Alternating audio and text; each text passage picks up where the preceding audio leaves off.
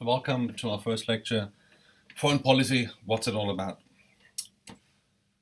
If you're looking at some of the foreign policy issues we have today compared to what we had 20 years ago, 15 years ago, 40 years ago, we can really see what used to be low politics may now be high politics and vice versa. So the intrinsic content of an issue is no longer really guide to its political salience and foreign policy. Looking at NATO and Russia, for example. So, this is well understood what, Russia has done in Ukraine in 2014.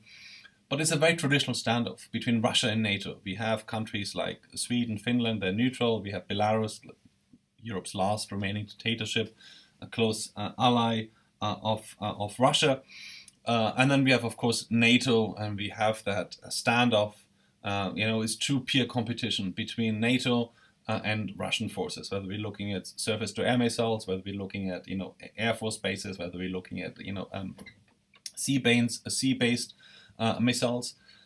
This is very traditional, but what is really new is looking at the issue of cyber warfare and looking at weaponized narrative, what Russia has been doing in Ukraine, what Russia has been doing in the Baltics, and of course what Russia is accused to have been done in the United States with trying to distort the election, trying to influence the election. And this is something which was this bread and butter of the CIA throughout the Cold War. So influencing elections, coup d'etats is nothing new. That's what the CIA did. That's what the Russians did during the Cold War.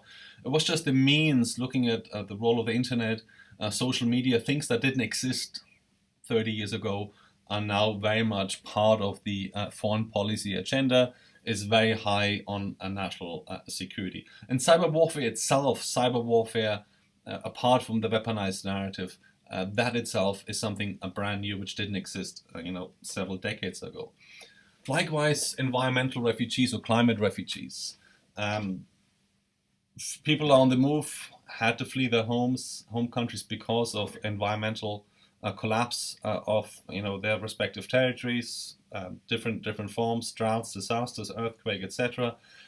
This is something brand new. Environmental security itself is a concept which didn't feature very prominently several decades ago, but now it's certainly very high on the national security agenda.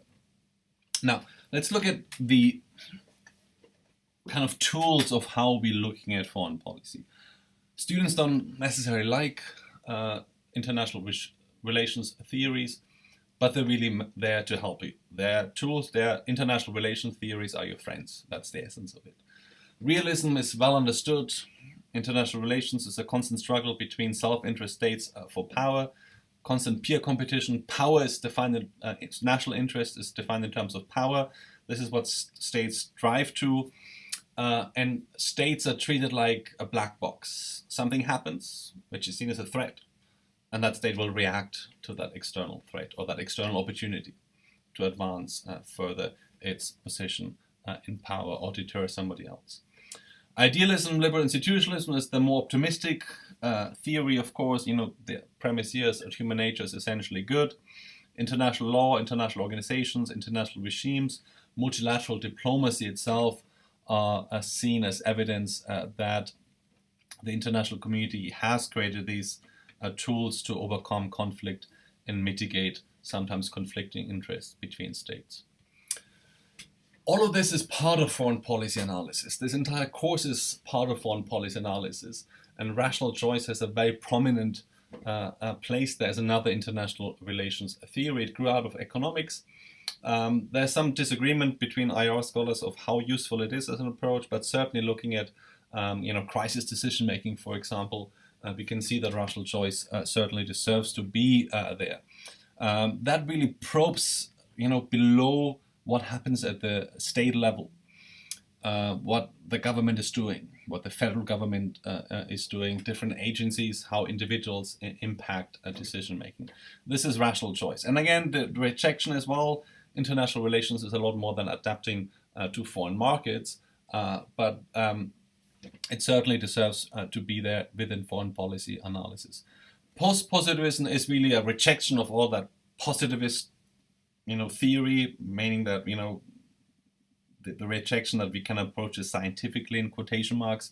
If you want to understand human actions, if you want to understand foreign policy, in particular U.S. foreign policy, we have to look at individuals. How does their ideology, identity, values, how does that influence foreign policy making? So it matters that we had a born-again Christian in the White House. It matters that we had the first African American in the White House. These things are important. This is part of what makes a foreign policy tick, as well as politics, of course. But this is constructivism here would have the prominent seat in post-positivist theories. Now let's look at the politics of foreign policy. This is the eternal issue of freedom and determinism in international relations, a theory, and it's impossible to solve. What is making a difference? Is it the agency or is it the structure? The evidence points to the fact that policymakers do have a sort of wiggle room, certain circumstances around them in which they can impact the world around them. It may be impossible to change international relations as such, but you can create an international organization. You can have an international regime. You can have a non-proliferation agreement between several countries in order to reduce the threat of nuclear war. So these things happen. This is the wiggle room they're talking about between agency and structure. Now, what is structure? Structure, of course, is international anarchy, the lack of an overriding sovereign, but also it's anarchy the structure also at the domestic level. Different agencies, political pressures, public opinion, special interests. These are all part of the foreign policy structure. Now, looking at the proxy war in Syria, is a very good example of looking at international anarchy, that we have this conflict which was essentially demarcated along sectarian line, has different patrons, external patrons, mostly the Russia, the Iranians, the Europeans, the Saudis, Gulf states, and the United States. Each of them have their own competence fighting the conflict and are pouring in weapons, other resources, political support. That is a prime example of how a conflict in international anarchy can be internationalized by different competing states. That will lead us to agents. Agents, again, the idea is that these are individuals capable of making deliberate decisions. Based on deliberation, they have faced with a problem, they have to solve it. They have different options in order to solve that. So that's a conscious decision of influence pattern of behavior. Then we have also standard operating procedures, SOPs, as it shows here on the slide. Standard operating procedures are rules of engagement, processes, particularly in the armed forces, also in the intelligence services and other bureaucracies in the state in the United States government, that certain agencies, forces, units have certain operating procedures and they follow those. For example, we had to shoot that airplane because it was coming to us and had ignored our warning. By shooting down that airplane, you may have followed your own standard operating procedure of defending your aircraft carrier, but inadvertently you caused a major international crisis because that was in fact a North Korean aircraft. So that would be standard operating procedure. So again, the positivist approach is particularly useful in explaining some of the behavior, looking at agents, looking at crisis behavior, misperceptions, what I just said, personal initiative and leadership, that sort of matters. Executive crimes, we'll be looking at Reagan, Iran, Contra scandal, and bureaucratic politics, looking at the constant competition between different agencies over work policy should be going. To conclude, we're looking at 4 Ps. These 4 Ps, power, peace, prosperity, and principle, have featured throughout US foreign policy. Now, power, we're looking at the traditional realist understanding of power. Here at that image, you're looking at aircraft carriers as a particular symbol of naval power, but that is embodies the United States' ability to project power in faraway places. That is really what an aircraft carrier in particular, but a blue water navy in general can do. So power can be military assets, military force. Power can be political power, economic power, but power itself is seen as the key requirement for U.S. foreign policy: self-defense, preservation, national independence, protection of your territory. and of course to project that power abroad to wherever you need to make a mark. So it's seen as a vital asset for the US to project power abroad. Peace. Again, peace. If you look at international organizations, institutions, different agreements at non-proliferation, for example, these were all American initiatives. It's really a very much American international institutionalism is very much an American product, in the sense that states enter regimes in order to control each other, control the behavior of one another, to reduce uncertainty, and to trigger sustained cooperation. This is really what really is called the security dilemma. Liberal institutionalists said, well, we mitigate that uncertainty by entering these different regimes. It can be organization, it can be an agreement, it can be an alliance. It can be just a bilateral agreement, looking at Iran, the nuclear deal most recently. The US itself has, of course, US presidents and other US leaders have acted as peace brokers.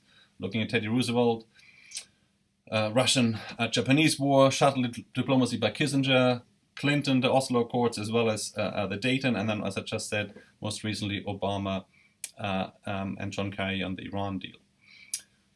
Thirdly, prosperity. Prosperity has been from the beginning of the 19th century been a prominent feature in U.S. foreign policy, advancing the commercial interest, the business interest, economic interest of the American people. The United States, after the Second World War, very much established the current international political economy, General Agreement on Tariffs and Trade, which then morphed into the World Trade Organization. The entire Bretton Woods institutions, the IMF and the World Bank, are very much American products. That, of course, triggered different Marxist theories, different structural spin-off theories on how this is really reinforcing inequalities. If you look at the divide between the global North and the global South, how all of this further advances U.S. interest at the expense of the have-nots in the global South. And lastly, principles. And that constructivists would say these really principles have been an important element of U.S. foreign policy. Going back to Jefferson, solitary republic of the world's the only monument of human rights. The idea that the United States was this beacon on a hill. America is not a country, not only a country, but also an idea worthy spreading, worthy to be emulated by other countries. Kennedy, bear any burden, pay any price. Reagan's crusade against evil empire, and then lastly George W. Bush's axis of evil. So ideology, identity, constructive would say, and they would point to these sort of principles, how they have featured quite prominently in the United States. So this was a quick introduction to foreign policy, what's it all about. On Canvas, I now would like to think about what international relations theory is the most convincing for you that really characterizes US foreign policy.